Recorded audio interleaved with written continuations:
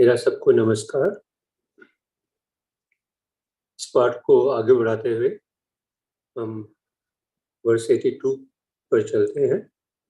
इस वक्त हम पंडित वक्त की चर्चा कर रहे हैं। पंडित वक्त के पदों की चर्चा हो रही है। तो आज का पद है कांड माता वत्तु। कांड माता was preparing for her daughter Khan's impending departure to her house by cooking delicacies for her. तो एक बार कांड माता अपनी बिटिया कांड की ससुराल जाने की तैयारी कर रहे थे। उसके लिए कुछ डेलिकेसीज पुआ वगैरह बना रहे थे, मालपुआ वगैरह, क्योंकि वो उसको साथ में भेजने थे उसके। पर क्या हुआ कि जैसे ही उन्होंने ये कुक किए, जैसे ये पुआ बने, कुछ भिक्खु आ गए घर में और सारी डेलिकेसीज उनको दे दी। फिर उसने दोबारा से बनाने शुरू किया उन्होंने। लेकिन इत्तेफाक से ऐसे हुआ कि every time the same thing would happen, and the result was that her daughter was departure was delayed for days. काफी दिन लग गए उसको, काफी दिन हो गए और यही सिलसिला जारी रहा। उधर जो उनके पति थे, he became impatient and married another woman. Very extreme step he took. And anyway, that is how the story goes. तो दूसरी शादी कर ली उसके पति ने, और कांड अब बहुत गुस्सा हो गई, क्रॉस हो गई भिक्खु से, कि उनकी वजह से ही उनकी फैमिली लाइफ सारी डिस्टर्ब हो गई। शास्ता को पता लगा इस बात का, वो उनके घर गए where he was treated with respect and offered food by कांड माता ने उनको भोजन खिलाया। तो जब शास्ता ने कांड के बारे में पूछा तो उन्होंने बताया कि पूरी कहानी बताई, और ये बताया कि वो तो एक कोने में पड़ी रोती रहती है, किसी से बात नहीं करती, और खासकर भिक्खुओं से। तो शास्ता ने उनको बुलाया और सामने बिठाकर उन्होंने दोनों से पूछा, माता और बेटी से, कि भिक्खुस ने जो डेलिकेसीज खाई आपकी बनी हुई, वो उनको दी गई थी या उन्होंने बिना दिए गए खा लिए थे? तो ऑब्वियसली द आंसर वाज कि ये उनको दी गई थी। They were given because they came for arms, so this were given to them. Mother ने बोला ऐसा। फिर उनकी इसमें क्या गलती हो सकती है? आपको अगर भिक्खु से इतनी नाराजगी हो रही है तो उनकी कोई गलती होनी चाहिए ना। उनकी तो कोई गलती नहीं है, वो तो अपने आर्म्स राउंड पे आए हैं, अपने उनको कुछ दान दिया, उन्होंने ले लिया और चले गए। कान को भी समझ में आ गई बात कि it was not their fault, and कुछ हद वो कंफर्ट हो गई वो इस बात से, क्योंकि शास्त्रा के जो बताने का तरीका था, समझाने का तरीका, उससे उनको बहुत कंफर्ट मिला, and perhaps that is what she was looking for. शास्त्रा चले गए और रास्ते में आगे चलते हुए उनको वहाँ के राजा मिले, उनको पूरी कहानी बताई और ये बोला कि कांड का जो अगला लोक है वो अब सुरक्षित हो गया है, it is taken care of.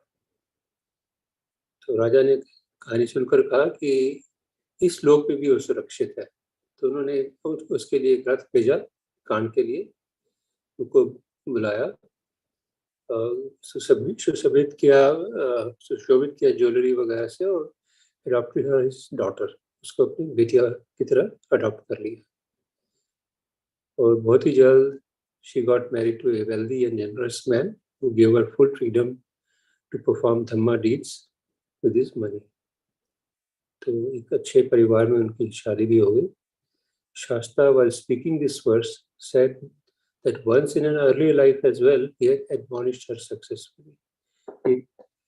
और पिछले जीवन में भी उन्होंने इसको ठीक से एडमॉनिश कर पाए थे। So this is a background story.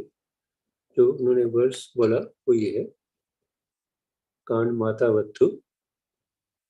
यथापि रहदो गंभीरो विपश्यनो अनाविलो एवं धम्मानि सुत्वान् विपश्यन्ति पंडिता। तो आखिरी 2 लाइन ऊपर आ रही हैं यहाँ। On hearing the teachings, the wise become perfectly purified. और पहली 2 लाइन्स का मतलब है like a lake, deep, clear and still. Rado, I think, is lake. Gambhiro would be deep. Vipassano will be clear. Anavalo will be still. So, ये इसका literal meaning है। और अजान मुनिंदो का translation इसी प्रकार है। On hearing true teachings, the hearts of those who are receptive become serene, like a lake, deep, clear and still. अच्छी जो सच्ची शिक्षा होती है उसको सुनकर जो रिसेप्टिव है इन टीचिंग्स को पाने में, वो ठीक से समझ पाते हैं, उनका जो चित्त होता है वो serene हो जाता है। जैसे कि एक गहरी झील होती है और जिसका पानी बिल्कुल क्लियर, जो बिल्कुल स्टिल होती है, वो बिल्कुल स्वच्छ, एकदम सब कुछ दिखाई देता है उस झील में। उसी तरह से सब कुछ क्लियर हो जाता है और serene हो जाता है। तो पहले तो अपनी रिफ्लेक्शन दे दूँ इसके ऊपर, तो मुझे इंस्पिरेशन मिली इससे। तो ऐसा लगा कि ये जो कहानी है और जो वर्स है, actually the situation is true for all of us, चाहे हम लेमन हो, मॉन्क्स हो, किसी भी स्थिति में हो, क्योंकि जीवन में ऐसी स्थितियां आएंगी ही जिसमें हमारा बिल्कुल कोई कंट्रोल नहीं होगा। कुछ कंडीशंस बनेंगी और वो बनेंगी, दैट्स इट। और जो भी कंडीशंस बनेगी उनके द्वारा उसका इफेक्ट होगा, उसका असर होगा, उसका so there is a cause and effect, conditions and response। जो भी हमारे मन पे बीतेगी वो भी उन कंडीशंस के ऊपर डिपेंड कर सकता है। लेकिन our ability to live in ease and mental comfort lies in recognizing this fact and seeing the transient nature of perceived reality। हम कैसा रिस्पॉन्ड करते हैं वो इस पर काफी निर्भर करता है कि हम इस फैक्ट को कि कंडीशंस हमारे कंट्रोल में नहीं है और उसका कुछ भी रिजल्ट हो सकता है।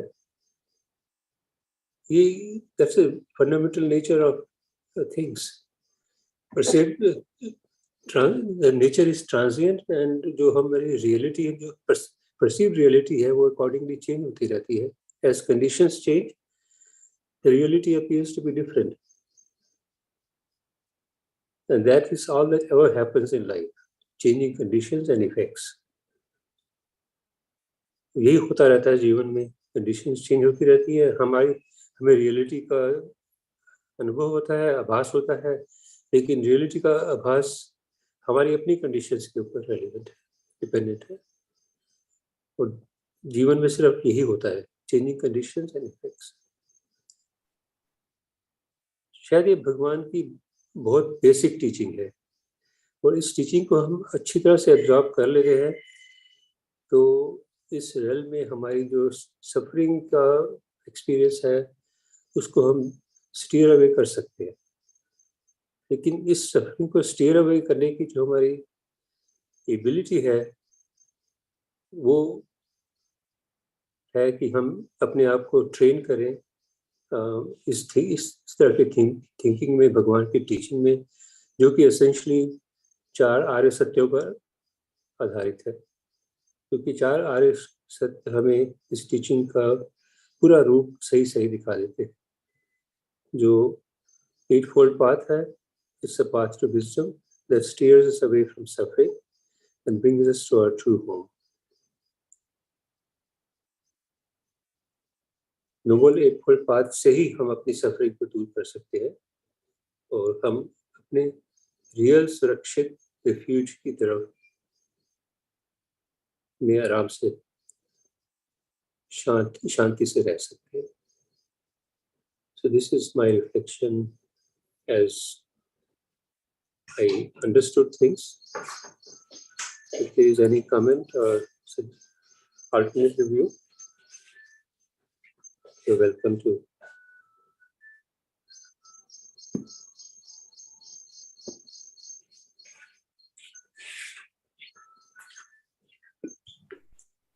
वो जो अजान मुनिंदो का इसमें कमेंट्री है वो ये रहा सर. उस okay. I was coming to that. तो उन्होंने बोला, we might think if the Buddha were here today to teach me, I too get enlightened. अगर आज भगवान बुद्ध होते तो वो हमें शिक्षा देते डायरेक्टली तो शायद हम भी enlightened हो जाते. However, when the Buddha was around, there were many who met him, heard him, lived with him, and yet didn't recognize him or the truth to which he was pointing. लेकिन सत्य ये भी है कि जब वो थे तभी भी बहुत लोग थे जो उनके आसपास रहते थे, उनके पास भी रहते थे शायद, लेकिन वो इस फैक्ट को, सच्चाई को ठीक से देख नहीं पाए. और at the end of his life, one of the monks asked the Buddha who would take his place when he was gone. जीवन के अंतिम चरणों में उनसे पूछा गया कि जब वो चले जाएंगे तो संघ का कौन ध्यान रखेगा. तो उनका जवाब था कि Dhamma will take his place. On an earlier occasion, he had taught that seeing the Dhamma was the same as seeing the Buddha. एक बार पहले किसी और सूत्र में उन्होंने बोला था कि जो धम्म को देख पाता है वो बुद्ध को भी देख सकता है, वो बुद्ध को ही देखता है. Listening to Dhamma is attending fully to and contemplating wisely that which is happening right now. So that is what Dhamma listening means. Dhamma, living with Dhamma means कि आप wisely contemplate करते हैं and are able to truly see what is happening right now, not superficially but truly, wisely. So we don't need to feel bad because we can't listen to a talk directly from the Buddha. We learn to be more receptive to life. जरूरी नहीं है कि बुद्ध हमें आके खुद पढ़ाए, कि उनकी टीचिंग्स हमारे पास हैं, और if we reflect, listen to them carefully, reflect on them carefully and are receptive to them, तो हम काफी कुछ सीख सकते हैं. ये उनकी रिफ्लेक्शन है.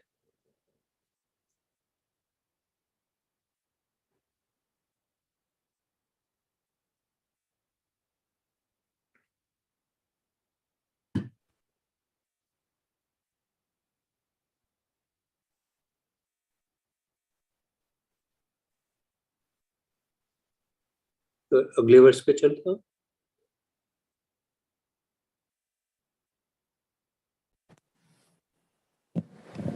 Personally, I resonated a lot with your thing जो आपने उसकी commentary बनाई है ना. I think it's very helpful, very helpful. Actually, मैं सोच रहा था कि आप ये जो हमें दे रहे हैं, जो आपकी अपनी इसमें insights और commentaries दे रहे हैं, मेरे हिसाब से they are really very helpful, very rich. हमें मदद कर रही हैं वो अलग अलग perspectives देखने में इसमें. और हालांकि इस वर्स पे मैं कुछ खास अलग मेरा वो नहीं है, बट ये जो आप प्रोसेस आई थिंक जो आपने हमारे लिए इंट्रोड्यूस की है, परहैप्स इन टर्म्स ऑफ जो हमारी लर्निंग प्रोसेस है उसमें ये शायद हम सबके लिए सीखने की बात है कि द सेम टीचिंग के सेम वर्स या सेम गाथा के जो अलग अलग पर्सपेक्टिव्स हैं वो हम अगर पिकअप करें तो शायद जब वो परिस्थितियां हमारे जीवन में उठती हैं तो उन परिस्थितियों की तरफ भी जो हमारा पर्सपेक्टिव है वो मल्टीपल पर्सपेक्टिव्स हैं, वो मल्टीपल हो सकते हैं.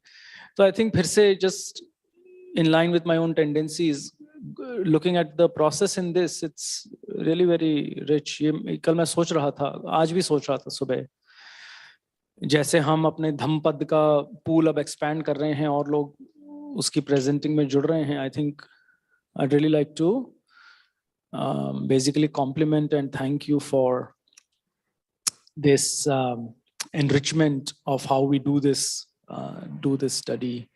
Also encourage all of us कि जब हम teaching पढ़ते हैं या किसी के साथ share करते हैं, then we don't need to shy away from putting our own perspective. As I said, उसमें केवल boundary ये है कि it should really be within the boundary of right view of the teaching. Beyond that, the interpretations can be very varied. So thank you, Surenji. Thank you.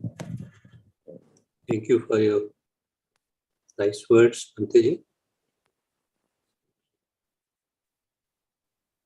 मैं आगे बढ़ता हूँ. अगला वर्स है वर्स 83. पंच सत्य भिक्खुवत्तु. पंच सत्य मतलब 500 भिक्खु.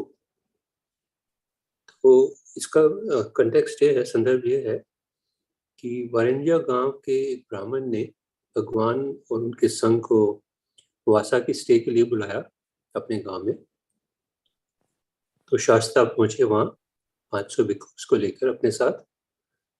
शायद ऐसा भी होता होगा कि जहां जहां संघ जाता था वहां कुछ और लोग भी साथ में हो जाते होंगे. मुझे एग्जैक्ट डायनामिक्स मालूम नहीं है, शायद भंते जी ज्यादा जानते हो इसके बारे में. शायद कुछ ऐसे लोग जिनको लगता होगा कि फ्री का खाना मिलेगा, आराम से जीने को मिलेगा, कुछ हमें मेहनत नहीं करनी पड़ेगी, ऐसे लोग हो सकते हैं, साथ में चले जाते हैं. लेकिन जब वो गांव पहुंचे तो इत्तेफाक से वहां पर उस वक्त अकाल पड़ गया. उन दिनों में वो उसी एरिया में अकाल था. और फिर ब्राह्मण could not look after the संघ वेरी वेल. वो उनको अच्छा भोजन नहीं दे पाए, अच्छी तरह ध्यान नहीं दे पाए because of the famine situations. But bhikkhus हैं, they ate whatever was available. उनको कोई इतना फर्क नहीं पड़ता था उससे. And the accompanying people also, because they understood the situation, they ate the leftovers of भिक्खुस easily without much complaint. After वासा के बाद शास्ता वापस श्रावस्ती आए और सिटीजन्स ने पूरे संघ का खूब वेलकम किया और आदर किया, स्वागत किया. और people who had accompanied the group, अब उनको क्योंकि अच्छा खाना मिलना शुरू हो गया, हालांकि वो स्टिल लेफ्ट ओवर फूड ही था, but they started to fight over the good food and made all kinds of ruckus about it. लेकिन because of course उनको कोई फर्क नहीं पड़ा उससे. So एक दिन ये धर्म सभा के जो शाम को होती होगी वहाँ पर भिक्खुस में आपस में, this became the subject of discussion. कि these people were quite satisfied with the leftovers of very simple food that they got in that village, Varanjiyala village. लेकिन यहाँ इतना उपद्रव मचा रहे हैं. उन्होंने शास्ता को भी ये बात बताई. तो उन्होंने बताया कि ये जो लोग हैं ये अपने पिछले जीवन में गर्दभ योनि में पैदा हुए थे और वहाँ भी ये इसी तरह के उपद्रव किया करते थे. तो फिर उन्होंने ये वर्स बोला बेसिकली, जिसमें अगेन वो अपनी थीम जो हम पहले भी डिस्कस कर चुके हैं उसको फिर से एम्फसाइज किया कि अच्छे जो वाइस पंडित लोग होते हैं उनको सुख दुख मान और अपमान से कोई फर्क नहीं पड़ता, वो अपने बैलेंस में रहते हैं. बेसिकली भिक्खुस की और वाइस मैन की एक क्वालिटी है. तो वर्स इस प्रकार से जाता है. सबत्वे सपुरिसा च जन्ति काम कामा लभयन्ति संतो सुखेन फुट्ठा अथवा दुखेन न उच्चावचं पंडिता दशयन्ति। तो इसका लिटरल ट्रांसलेशन है, जो समझदार लोग होते हैं, they renounce attachment to everything. Janti, I think, refers to a renouncement. The virtuous do not prattle with the yearning for pleasures. तो जो वर्चुअस लोग होते हैं, अगेन बुद्धिमान होते हैं, वो सिर्फ प्लेजर्स की ही बातें नहीं करते रहते। The wise show no elation or depression. जब दुख सुख तो आते ही रहते हैं, लेकिन पंडित लोग उससे बहुत खुश होते हैं, बहुत डिलाइट रहते हैं, ना बहुत सीरियस डिप्रेशन में जाते हैं when touched by happiness or sorrow. तो ये लिटरल, ऑलमोस्ट लिटरल ट्रांसलेशन है आचार्य बुद्धि चकिता की। और आजान मुनिंदो की ट्रांसलेशन इस प्रकार है: Virtuous beings are unattached. They do not indulge in heedless speech about sensual pleasures. They experience both joy and sorrow, but are possessed by neither. So, समझदार लोग और शीलवान लोग, they remain unattached. Heedless speech में indulge नहीं करते, खासकर sensual pleasures के ऊपर। और जब भी खुशी या दुख कोई आता है, तो overwhelmed नहीं होते उनसे। That is essentially the way Ajahn Muninda has written, translated. He has not given any reflection on this verse, so you'll have to make do with whatever I could come up with. तो यहाँ पे मैं अभी पहले भी कह चुका हूँ, भगवान is once again emphasizing the need for equanimity or balance in facing worldly situations. That is the sense of this verse. That is how it comes to me. Now this balance or equanimity comes easy when one has renounced pursuit of worldly pleasures. अगर हम worldly pleasures की तरफ attached ना हो ज़्यादा, तो it becomes easy for us to do that. This does not necessarily mean that one must be a monk, though that must help greatly. But that you let go of the habit of seeking gratification in pleasure and delight. इसका ये मतलब नहीं है कि आप necessarily प्रवज्ञा ले लें और monk बन जाएं। वो कर सकते हैं, तो perhaps nothing like that. But the main thing is कि आपको ये जो pleasure seeking की habit है, उसमें जो gratification seek करने की habit है, उसमें जो आनंद लेने की habit है, उसको let go करना है। उसमें attachment नहीं होनी चाहिए। Bhagwan has repeatedly spoken about the dangers of such gratification. ये सब हम उनके सुध पढ़ते हैं तो हमें पढ़ने को मिलता है कि जितने भी ये प्लेजर्स, प्लेजेंट अनप्लेजेंट फीलिंग्स हैं, उनके पीछे किसी तरह की ग्रेटिफिकेशन छुपी है। How you run from one gratification to the next, that is one kind of danger. And most importantly, how in a world of constant change, you can never be sure that conditions will favor gratification. आपको gratification मिलेगी भी या नहीं, ये भी मालूम नहीं है। And how it never leads to ultimate happiness. जरूरी नहीं है कि आप really खुश हो। So ये सब और तरह-तरह के dangers हैं इन gratifications के पीछे। So ये attitude अगर हम develop कर पाएं, developing this attitude is a sense of renunciation. So that is one way of looking at what renunciation means. That takes you to living without preference for any specific kind of experience. कि जो भी experience आए ठीक है, we understand it, we understand the conditions which generated that experience, and we take it with balance. But that is precisely the same as developing a strong sanya of sabloki anbhirat sanya, strong sense of that sanya. इस सब संसार से, सब संसारों से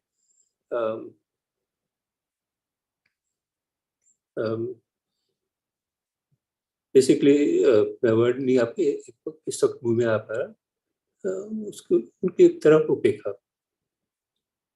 सब निसार है, सब संसार का एक्सपीरियंस बिना सार के। हैप्पीनेस और sorrow are all the same then. अगर हम ऐसा इस संज्ञा को अच्छी तरह से डेवलप कर पाए तो फिर सुख और दुख इतना हमें डीपली अफेक्ट नहीं करेगा। Again, it does not mean that you become a zombie. This is a term I have borrowed from Ajahn Sumedo, who keeps talking about this state sometimes, and say it doesn't mean that you become a zombie, but that your understanding of happiness and sorrow go deeper as conditions that arise and cease. Happiness, sorrow भी conditions है जो arise होती हैं और चली जाती हैं, not as something to grasp or attached to. So this is my reflection on it. And since Ajahn Munindo doesn't have any, so if you have any comments or alternative thinking on this verse or on this interpretation or inspiration, please offer your comments.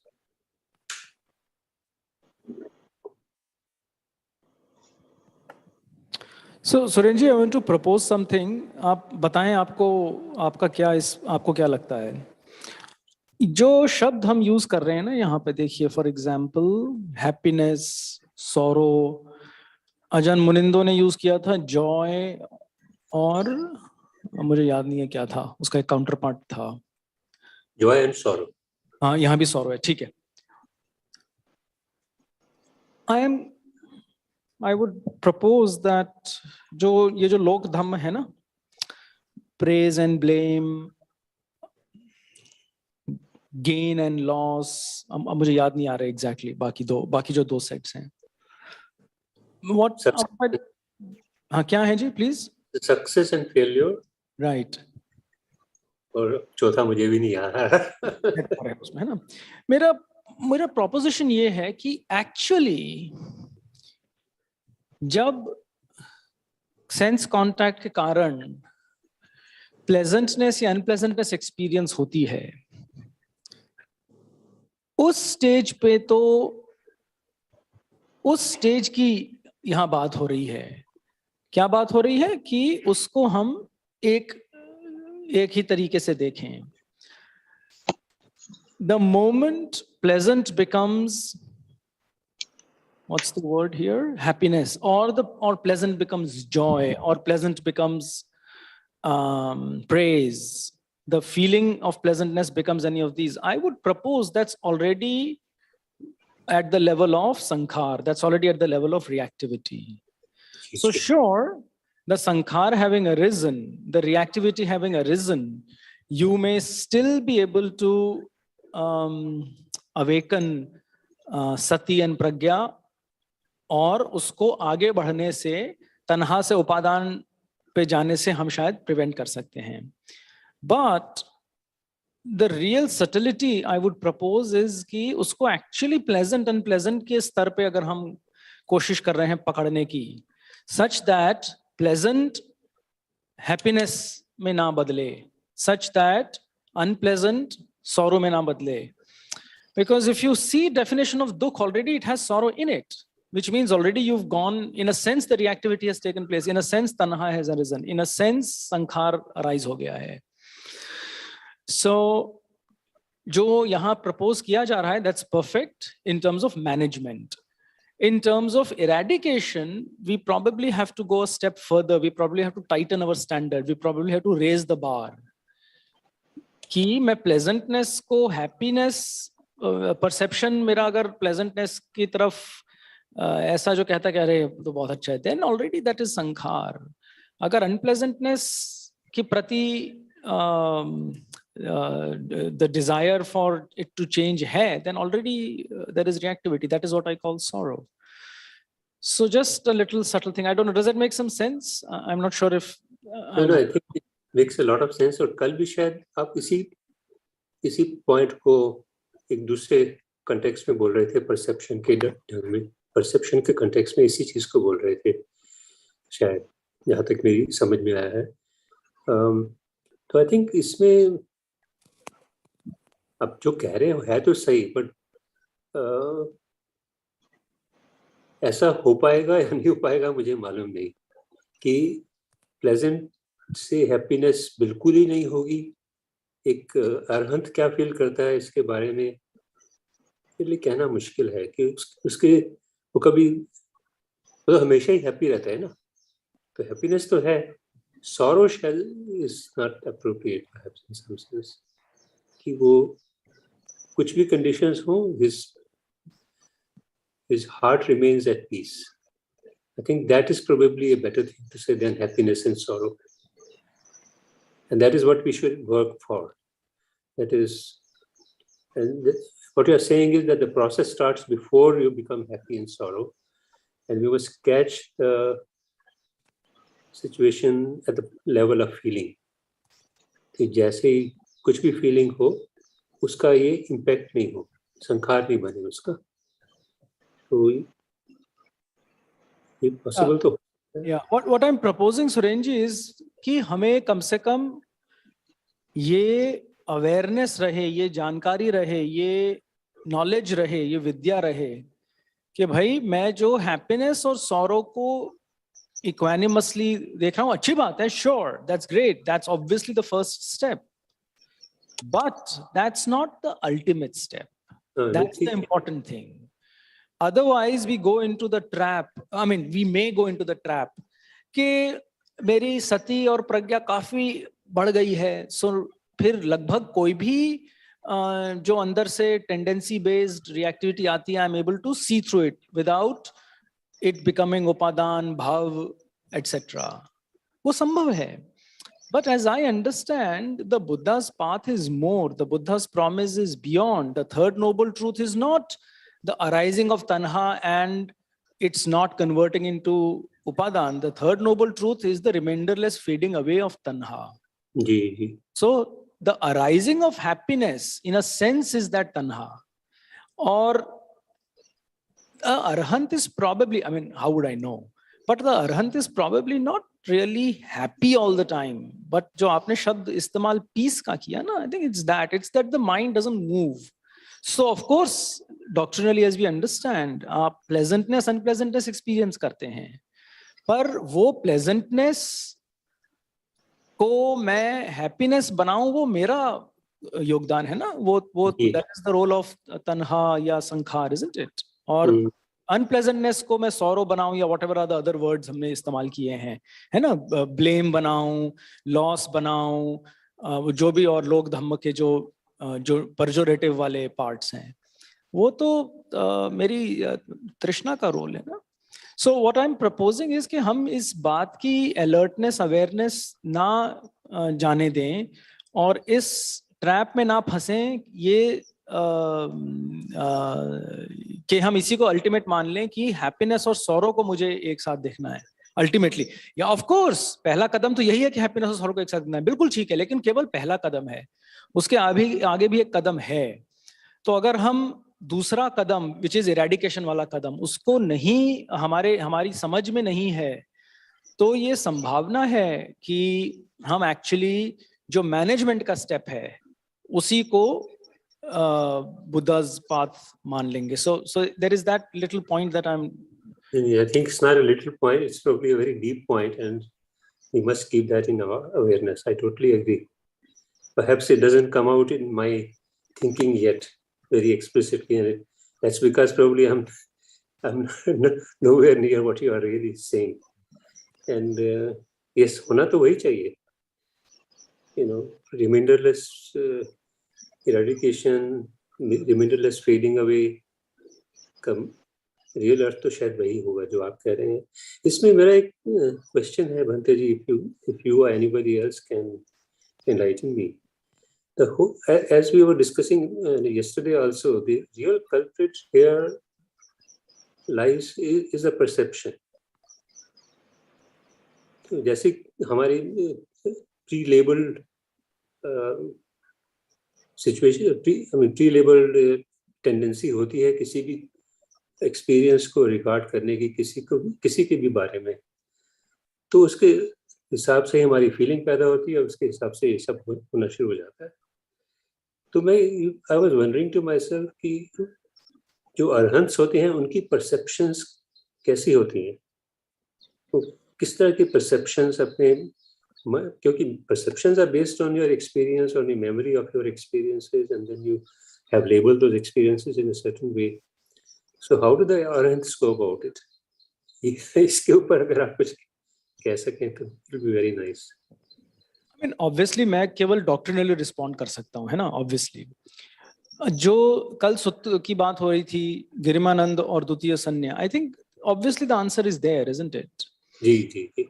सो एक तो है कि experience के आधार पर perceptions होते हैं, पर एक ये भी है कि हम कॉन्शियसली अपने परसेप्शंस को शिफ्ट कर सकते हैं, तभी तो लिबरेशन संभव है, तभी तो वो दो सुत्तों को इतना गंभीर माना गया है। That is why, बिल्कुल समझ में आ गया मेरे। So practice is there, है ना? प्रैक्टिस ये भी है कि मैं रोजमर्रा के जीवन में मैनेज करूं और रोजमर्रा का जीवन में गंभीर रिएक्टिविटी नहीं हो जाए। ऑफ कोर्स ये पहला स्तर है, केवल पहला, मतलब ये पहला पड़ाव है। दूसरा पड़ाव ये भी है, जैसे कि मेरे एक मित्र ने भी कहा कि यार मैं यही करता रहूंगा क्या सारी जिंदगी?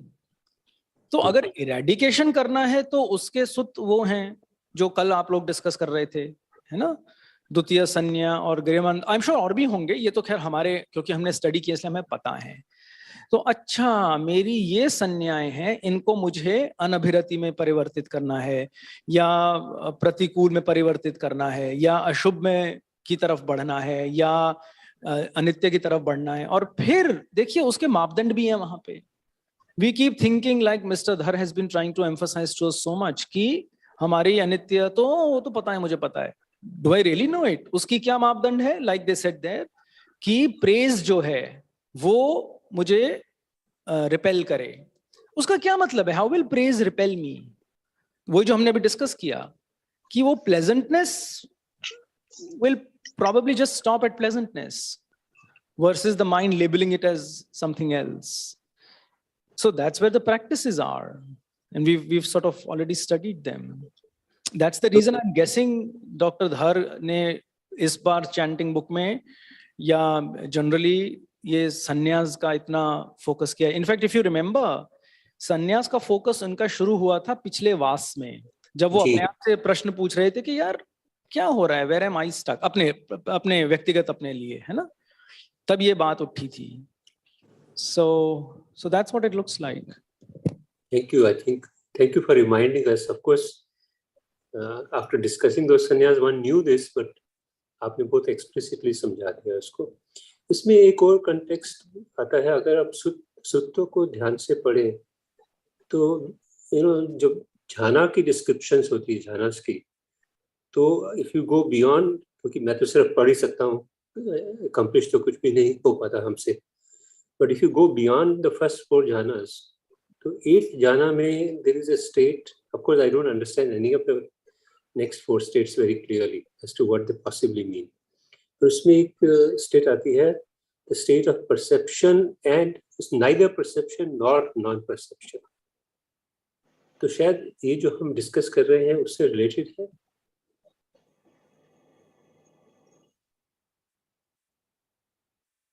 I might say that happiness and sorrow that you talked about is actually a mental feeling.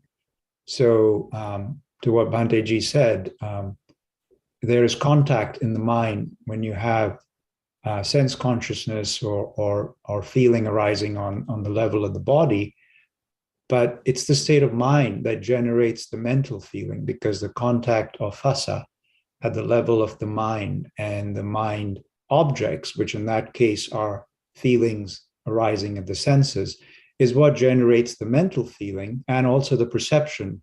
So the mind, as ignorance is replaced by wisdom, the mind does not generate the same sort of feeling and the same sort of perception that it does for an ordinary person. But as a person becomes enlightened and they sort of abide in emptiness or anatta, their mental feeling, and so the Buddha describes, I think it's in the Majjhima Nikaya, where a neutral feeling is actually described as pleasurable. And so I think as people become more imbued with wisdom, the mental contact, the phassa, it leads to different perception, which is the perceptions that you've talked about in the Girimananda Sutta, but also the feeling that's generated from it is not positive or negative, but stays neutral. And so they abide in neutral feeling, and they abide in emptiness. That's my understanding. That also makes a lot of sense to me, but I think Bhanteji would like to say something if you want to. No, Vishal, can you respond to what Surenji just now said? His 8th jhana question. In fact, he asked this about a few months ago. And then the response that Mr. Dhars gave was that there is a doctrinal response to it, but at an experiential level, he didn't have insight into it. So he suggested that I will prefer to not respond. So do you know, I have no idea. Do you know what the doctrinal position on that is? I don't know what the doctrinal position is, but I don't think that when it pertains to the perception of anatta and the perception of all the different sannyas that we were talking about, people can reside in the 8th jhana and not have even a level of enlightenment. So it is, in my understanding, that is a different experience, whereas the experience of these perceptions don't require that rarefied, concentrated state. It occurs in day-to-day life, and it's something that people who are fully enlightened, they live in that state. When you experience these individuals, they do actually interact with the world in a different way. And they're not in the 8th jhana, but certainly the 8th jhana is described, and I've heard from different teachers that it is a very subtle state of concentration, and as we know, it's just one state below Nirodha, which is the cessation of perception and feeling. So it's extremely rarefied, but obviously, cessation requires enlightenment, and the 8th jhana does not. So. Thank you. Yeah, so we should probably not confuse it with what we are discussing, which is that the sannyas jo hain wo based on vidya, they become sannyas that don't color the feeling as positive, as pleasant or unpleasant. I think that's really the key, versus some deep state of absorption where temporarily, because of causes and conditions, you're not feeling something. Lekin jab wo causes and conditions badlengi, then you're back into the storminess, basically. So that's how I see it. So it's probably different. Surenji, very specifically, the response, without knowing exactly how the suttas say this, I think just based on this discussion, it does appear ki ye alag-alag cheezein hain dono. Now there is a path to enlightenment that goes through the formless states, and that is the path of cessation. But I think in the suttas, I think it's described as liberated in both ways versus liberated in one way. Yes. But it doesn't mean that when we reach the 8th formless state that it will eventually lead to enlightenment for everybody. That is also not the case. But certainly, going through the formless realms, one can reach liberation.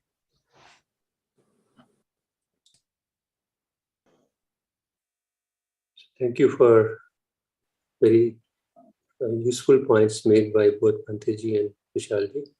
I think I'll leave it here now and hand it over to Poonamji for taking the program further.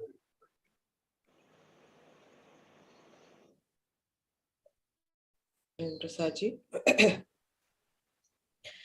अब हम शांत बैठ सकते हैं कुछ देर. हम 6:55